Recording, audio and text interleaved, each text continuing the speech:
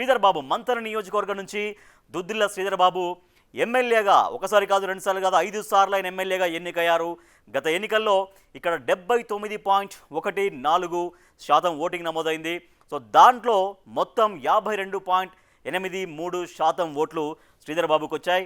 ఆయనకు వచ్చినటువంటి మెజారిటీ ఎంత అంటే 31,380 ఓట్లు.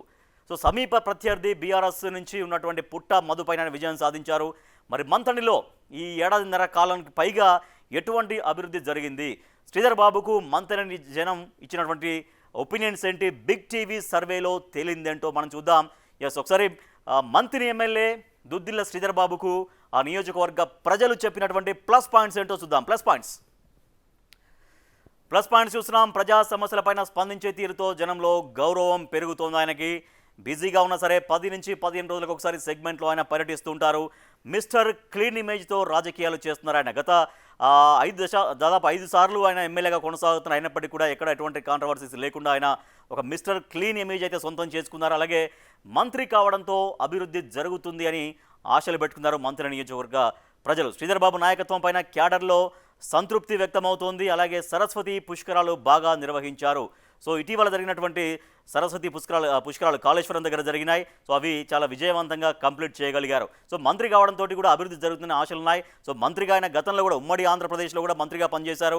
అప్పుడు 2009 నుంచి 2014 వరకు ఆ సమయంలో జరిగినటువంటి పరిణామాల నేపథ్యంలో అంటే వైఎస్ రాజశేఖర రెడ్డి మరణం తర్వాత రాజశేఖర రెడ్డి గవర్నమెంట్లో మంత్రిగా ఉన్నారు. తర్వాత రోషయ్య గవర్నమెంట్లో మంత్రిగా కొనసాగారు. తర్వాత వచ్చినటువంటి కిరణ్ కుమార్ రెడ్డి గవర్నమెంట్లో కూడా ఆయన మంత్రిగా కొనసాగారు. కాబట్టి మంత్రి కావడంతో ఇప్పుడు కూడా అభివృద్ధి జరుగుతుంది అన్నటువంటి హోప్స్ అక్కడ నియోజకవర్గ ప్రజలు పెట్టుకున్నారు. నెక్స్ట్, రౌడీలను మంతెన నుంచి వెళ్ళగొట్టడం, అన్ని గ్రామాల్లో సీసీ రోడ్ల పనులు ప్రారంభం, శిథిలావస్థలో ఉన్న విద్యా సంస్థల్ని పునర్నిర్మాణం చేసేటువంటి ప్రయత్నం జరుగుతోంది. అట్లా ప్లస్ పాయింట్స్గా కనిపిస్తున్నాయి. రౌడీలను అక్కడి నుంచి వెళ్ళగొట్టారంటూ జనం చెబుతున్నటువంటి మాట. నెక్స్ట్, నియోజకవర్గంలో సైడు డ్రైనేజీల నిర్మాణాలు జరుగుతున్నాయి. అలాగే రామగిరి ఆలయం, కోట అభివృద్ధి ప్రతిపాదనలు సాగుతున్నాయి. మంతనిలో కోట ఉంటుంది. ఆ కోట డెవలప్మెంట్ చేసేటువంటి ప్రతిపాదనలు అయితే ఆయనకు ప్లస్ పాయింట్స్గా కనిపిస్తున్నాయి. కాళేశ్వరం, మంతని, రామగిరి టూరిస్టు సర్క్యూట్ ప్రతిపాదన.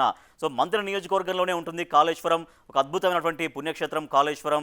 అక్కడ కాళేశ్వర ఆలయం అనేది భక్తులు వస్తుంటారు, దర్శనం చేసుకుంటారు. అక్కడ కాళేశ్వరం అనేది చాలా ఒక పెద్ద ఫేమస్ టెంపుల్ అక్కడ. సో కాళేశ్వరం ప్రాజెక్టులో భాగంగా ఉన్నటువంటి మేడిగడ్డ అక్కడే స్టార్ట్ అవుతుంది. అది కూడా మంత్రి నియోజకవర్గంలోనే ఉంది.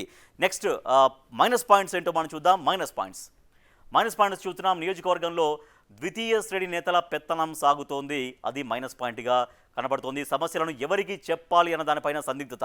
సో ఒక 10-15 రోజులకోసారి సెగ్మెంట్లను టూర్ పెట్టుకున్నప్పటికీ కూడా ఇట్లా ద్వితీయ శ్రేణి నాయకత్వం ఉండడంతో అది వాళ్ళకి చెప్పాలా, లేకపోతే వాళ్ళకి చెప్తే సమస్య పరిష్కారం అవుతుందా లేదా అన్నటువంటి సందిగ్ధంలో అక్కడి ప్రజలు ఉన్నారు అని. మంత్రిని కలవాలంటే హైదరాబాద్కు వెళ్ళాలి.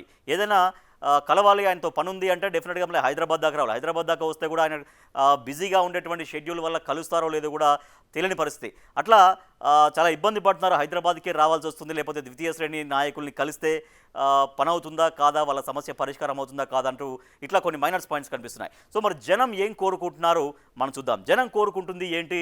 దుద్దిల్ల శ్రీధర్ బాబు మంథని ఎమ్మెల్యే దగ్గర నుంచి కాళేశ్వరం ముంపు భూములకు పరిహారం. కాళేశ్వరం ప్రాజెక్ట్ అక్కడే స్టార్ట్ అవుతుంది. కాళేశ్వరం మేడిగడ్డ అనేది. సో అక్కడ భూములకు పరిహారం అనేది ఇంకా అందాల్సినటువంటి అవసరం ఉంది. అది కోరుకుంటున్నారు.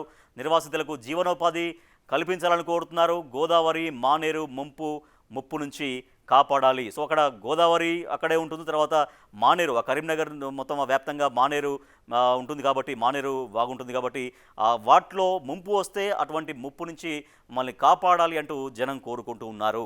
నెక్స్ట్, నిరుడు ముంపు పాలైనటువంటి పంట పరిహారం ఇప్పించాలి. అట్లా పెండింగ్లో ఉంది. ఆ పరిహారం ఇంకా అందలేదు అనేటువంటిది ఒకటైతే. రక్షిత మంచినీళ్ళు అందించాలి. అలాగే అంతరాయం లేకుండా కరెంటు సప్లై చేయాలి. అది వ్యవసాయానికి చాలా ముఖ్యమైనటువంటి వనరు కరెంటు కాబట్టి కరెంట్ ఎక్కడ అంతరాయం లేకుండా అందించాలనేది ప్రజలు కోరుకుంటున్నారు. నెక్స్ట్, వ్యవసాయ మోటార్లు కాలిపోకుండా చూడాలి. పోతారం లిఫ్ట్ ఇరిగేషన్ పనులు చేపట్టాలి.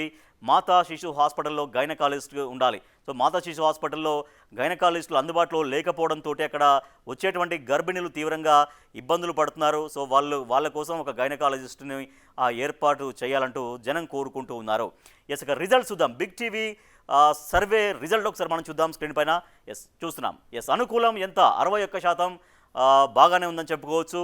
ప్రస్తుతానికైతే వ్యతిరేకం 19%, స్వల్పంగానే కనిపిస్తుంది, తటస్థం 20. సో అవుట్రైట్గా చెప్తున్నారు అనుకూలంగా 61% అయితే ఆయనకు అనుకూలంగానే బాగానే ఉంది, పర్వాలేదని చెప్తున్నారు. వ్యతిరేకం మాత్రం 19 ఉంది, తటస్థం 20. సో ఇట్లా రాబోయే రోజుల్లో ఇంకా తటస్థాన్ని పాజిటివ్గా మార్చుకోవాల్సినటువంటి అవసరం ఉంటుంది. ప్రజలకు ఏవైతే హామీలు ఇచ్చారో, ప్రజలు ఏవైతే మీ దగ్గర నుంచి కోరుకుంటున్నారో అవన్నీ కూడా ప్రజలకు అందించగలిగితే ఇంకా దీంట్లో ఒక బెటర్ రిజల్ట్ అనేది మీకు రాబట్టుకోవచ్చు. ఎస్, దుద్దిల్ల శ్రీధర్ బాబు మంతని ఎమ్మెల్యే గారు, ఇది మీ స్కోరు.